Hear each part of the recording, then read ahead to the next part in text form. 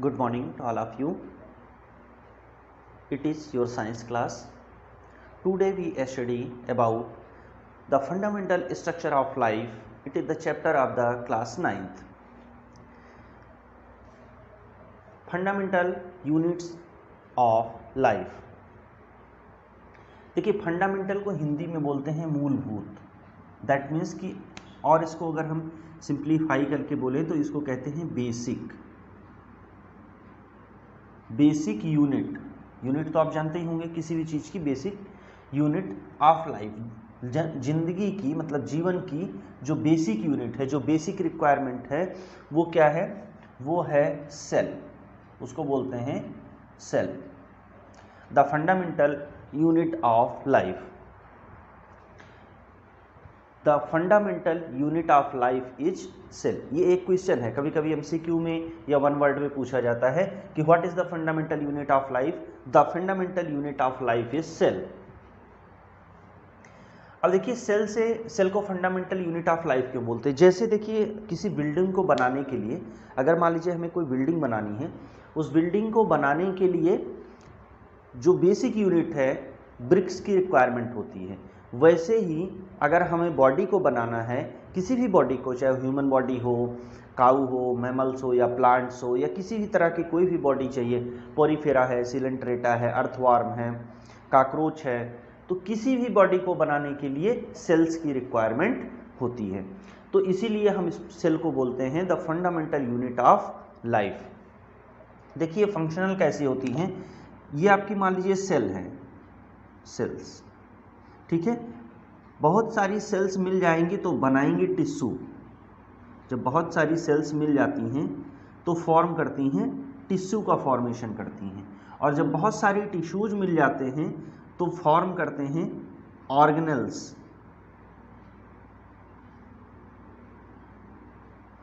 Organelles का formation करते हैं. मतलब सेल्स मिलकर के टिश्यू बनाएंगे और टिश्यू मिलकर के ऑर्गेनेल्स बनाएंगे और कई ऑर्गेनेल्स मिलकर के फिर सिस्टम बनाते हैं. सिस्टम बनाते हैं और सिस्टम मिलकर के एक बॉडी बनाता है. कई सारे सिस्टम मिलकर के एक बॉडी बनाते हैं. देखिए जैसे एक सेल हो गई, मान लीजिए लंग्स सेल है. लंग्स सेल है.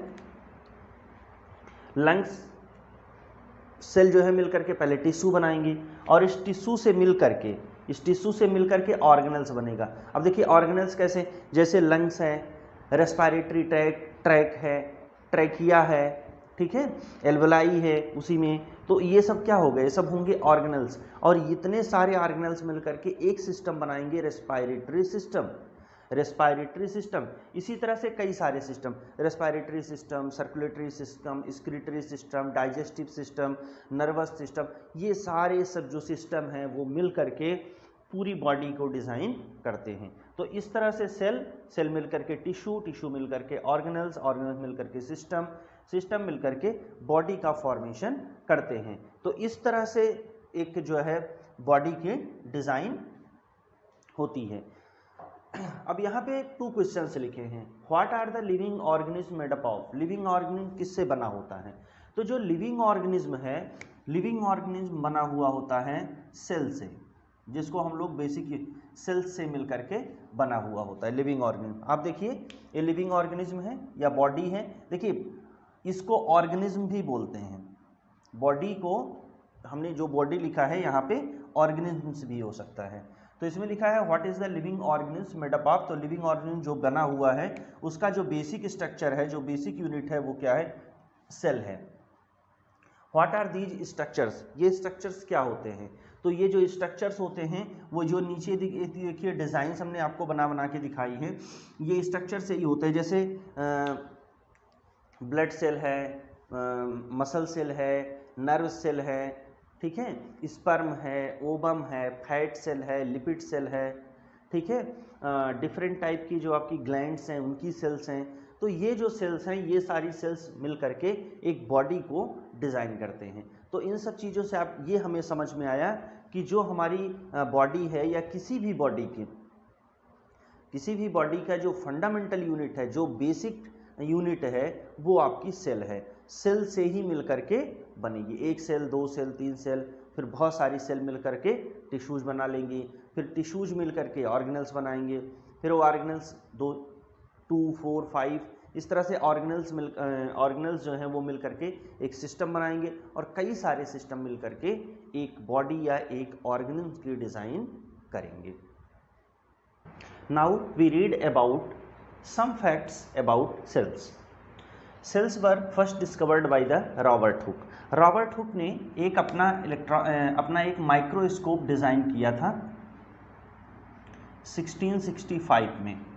रॉबर्ट हुक ने अपना एक माइक्रोस्कोप डिज़ाइन किया 1665 में और उसी माइक्रोस्कोप की वजह से इन्होंने सेल्स की डिस्कवरी की थी। मतलब इन्होंने कार्क आप लोग जानते होंगे जो बॉटल में कैप लगाने के काम में आता था, लैब में पहले लकड़ी का कार्क लगता था, तो उसी कार्क में इन्होंने डिस्कवरी की थी। सेकंड वन आता है कि रॉबर्ट हुक ने क्या किया था, सेल के बीच में जो लिविंग सेल के बीच में न्यूक्लियस होता है उसकी डिस्कवरी की थी रॉबर्ट ब्राउन ने। नाम में कन्फ्यूजन हो सकता है इसलिए ध्यान रखना, पहले रॉबर्ट हुक ने डिस्कवरी की थी सेल की और फिर रॉबर्ट ब्राउन ने डिस्कवरी की थी न्यूक्लियस की। नेक्स्ट वन आता है cell theory was the discovered by the Schleiden and सॉल्व। सेल थ्योरी का मतलब यह है कि सेल के बारे में डिफरेंट टाइप की पॉस्टुलेट्स बताई गई थी, उसको बताया था सेल्डन एंड स्वान ने। सेल्डन एंड स्वान ने इस चीज़ों को बताया था। अब हम लोग पहले जो सेल के डिफरेंट पार्ट्स हैं उसको पढ़ने से पहले कुछ थ्योरीज पढ़ लेते हैं। जैसे एक वर्ड आता है इसमें बार बार आएगा डिफ्यूजन। डिफ्यूजन का क्या मीन्स होता है, what is means of diffusion. यहाँ पर हमने डिफिनीशन लिखी, देखिए पहले जरा समझिए। जैसे आप जो है रूम के एक कोने में परफ्यूम स्प्रे कर देते हैं, रूम के एक कोने में परफ्यूम स्प्रे करते हैं, या आप अपनी बॉडी पे परफ्यूम स्प्रे करते हैं, वो उसकी जो इफरसेंस है वो पूरे घर में फैल जाती है, पता चल जाता है कि कहीं पे परफ्यूम स्प्रे हुआ है। ये कैसे फैल जाता है, ये फैलता कैसे है, ये जिस प्रोसेस के थ्रू फैलता है इसको बोलते हैं डिफ्यूजन। जैसे किचन में कोई अच्छी चीज़ बन रही होती, खाना बन रहा होता है, आप दूसरे एसटीडी रूम में बैठ के स्टडी कर रहे होते हैं और आपको पता चल जाता है कि किचन में क्या बन रहा है। क्यों? क्योंकि उसका जो इफरसेंस निकलता है, जो उसका एरोमा होता है वो स्कैटर्ड होता है और डिफरेंट एरिया में स्प्रेड हो जाता है, जिससे हम जब हमारे पास तक पहुंचता है, हमारी नोज तक पहुंचता है, तो हमारी ऑल्फैक्टरी सिस्टम में जा करके उसे ये पता चल जाता है कि इस चीज़ की ये इफरसेंस है या इसकी ये स्मेल आ रही है। तो ये जो जिस प्रोसेस के थ्रू फैलता है या पता चलता है इसको हम बोलते हैं डिफ्यूजन। इसको हम बोलते हैं डिफ्यूजन। अगर हम यही सेल के केस में बात करें तो जो सेलेक्टिव परमेबल मेम्ब्रेन होती है, सेलेक्टिव परमेबल मेम्ब्रेन में किसी भी गैसियस थिंग्स का इस पार से उस पार आना जाना डिफ्यूजन कहलाता है। One side to another side जब जाएगा आएगा कोई चीज़ तो इसको हम बोलेंगे डिफ्यूजन।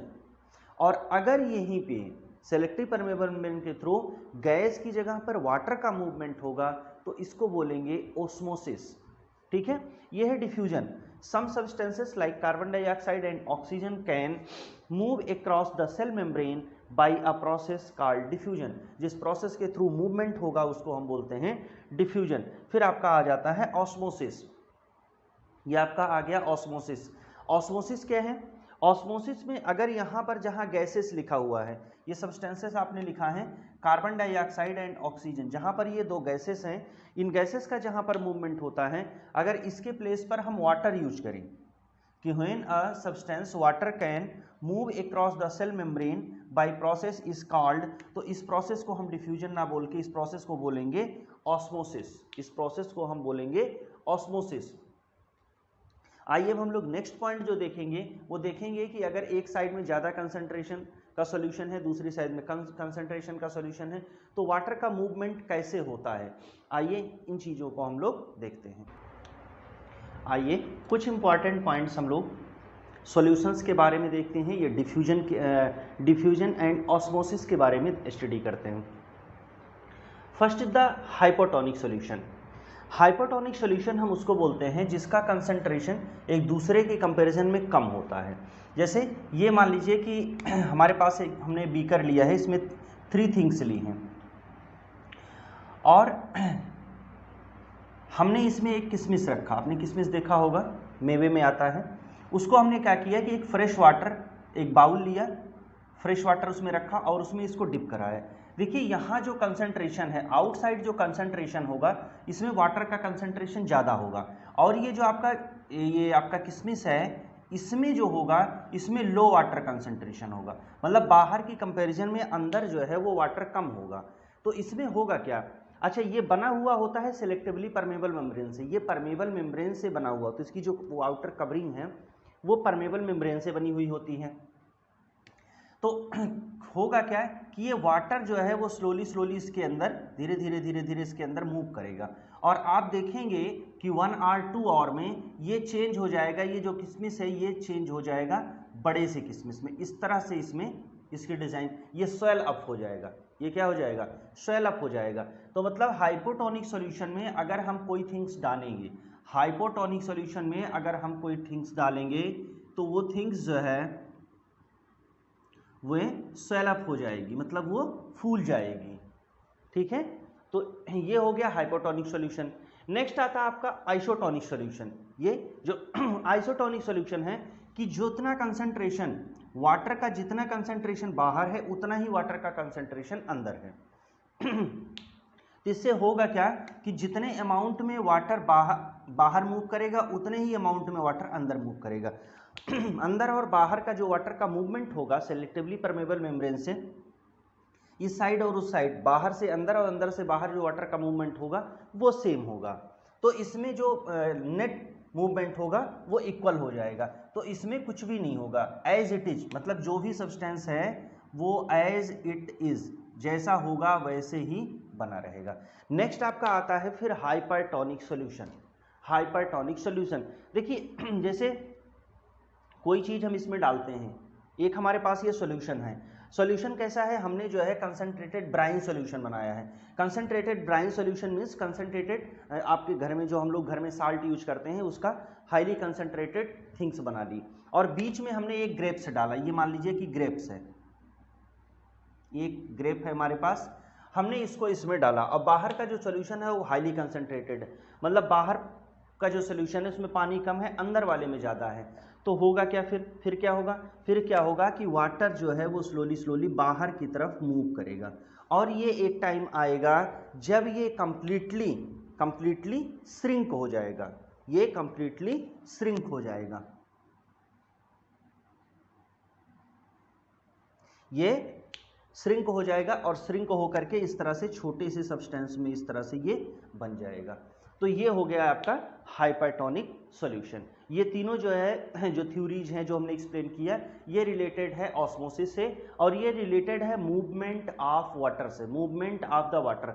सेल में डिफरेंट प्लेसेस पे आएगा कि वाटर का मूवमेंट कैसे हो रहा है, हाइपोटोनिक सॉल्यूशन, हाइपरटोनिक सॉल्यूशन, ये वर्ड्स आपको इस चैप्टर में बीच में मिलेंगे। तो इन चीज इसीलिए हमने इसको डिस्क्राइब किया आपको। अब फिर एक आता है टारगेट प्रेशर, टारगेट प्रेशर भी आएगा बीच में। टारगेट प्रेशर आता है जैसे मान लीजिए कि आपकी एक प्लांट सेल है, ठीक है, ये आपकी प्लांट सेल है, आपने क्या किया कि एक बीकर लिया, इस बीकर में आपने पानी भरा हुआ है और इसमें प्लांट सेल पड़ी हुई है, ठीक है, और बाहर जो है उसके कंसंट्रेशन बहुत ही लो है, हायर वाटर कंसंट्रेशन का ये सॉल्यूशन है, अंदर ये क्या है, प्लांट सेल है, ठीक है, अंदर ये है प्लांट सेल। इसमें अंदर की तरफ वाटर का मूवमेंट होगा, अंदर की तरफ वाटर का मूवमेंट होगा, लेकिन ये टाइम ऐसा आएगा कि जब जो सेल है वो उसमें वाटर जितना जाना था वो जा चुका, अब उसके बाद एक लिमिट से ज़्यादा वाटर अंदर नहीं जा सकता है, बाहर कंसंट्रेशन कितना भी है अंदर वाटर का मूवमेंट नहीं हो सकता है। सेल एक फोर्स लगाती है कि अब हम इससे ज़्यादा स्वेल अप नहीं होंगे और वाटर को अंदर नहीं आने देंगे। यही जो सिचुएशन होती है, यही जो सेल के द्वारा लगाई गई सिचुएशन होती है, इसी सिचुएशन को बोलते हैं टारगेट प्रेशर। टारगेट प्रेशर, इसका बेनिफिट्स क्या होता है, इसका बेनिफिट्स होता है कि अगर कंटिन्यू वाटर का मूवमेंट इनसाइड बना रहेगा तो जो सेल है वो ब्रस्ट हो जाएगी, जो सेल है वो ब्रस्ट हो जाएगी। तो ये जो टारगेट प्रेशर होता है उस सेल को ब्रस्ट होने से बचाता है, तो इसीलिए ये सेल जो है वो टारगेट प्रेशर लगाती है। टारगेट प्रेशर एनिमल सेल में कम लगता है, प्लांट सेल में टारगेट प्रेशर ज़्यादा लगता है। अब हम लोग यहाँ तक स्टडी कर लिए, डिफरेंट थ्योरीज थी। अब हम लोग जो स्टडी करेंगे वो जो सेल के डिफरेंट पार्ट्स हैं, cell wall, nucleus, mitochondria, Golgi body, इन सब एक एक जो ऑर्गेनल्स हैं, सेल के अंदर जो सेल ऑर्गेनल्स हैं, इनके एक एक के बारे में हम लोग अच्छे से स्टडी करेंगे।